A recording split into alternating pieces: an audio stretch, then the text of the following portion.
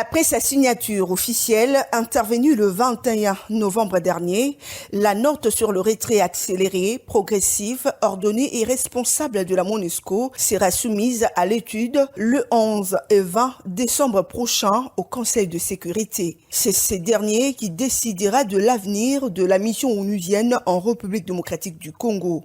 Le ministre des Affaires étrangères, Christophe Lutundula, et la représentante de la MONUSCO, Bintou Keïta, ont à l'occasion expliqué aux différents partenaires le tenant et les aboutissants de cette note qui se résume sur 3 thématiques, à savoir le plan de désengagement, le transfert des compétences ainsi que le plan de la régression de la MONUSCO en RDC. Les ambassadeurs de la Chine, de la Russie, de la Grande-Bretagne, des États-Unis d'Amérique, ceux de l'espace de l'Union africaine et de l'Union européenne ont tour à tour été conviés à prendre part à ces échanges d'explications organisés conjointement par les gouvernements congolais et la MONUSCO.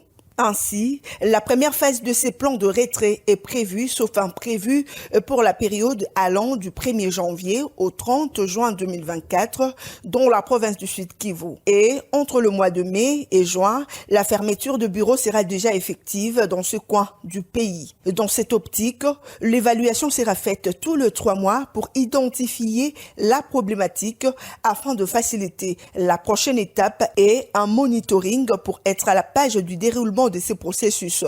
Dans son speech, le ministre des Affaires étrangères, Christophe Lutundula, a insisté sur la flexibilité et le nouveau mandat de la MONUSCO. Pour rappel, ces plans de désengagement est un document politique et stratégique d'orientation.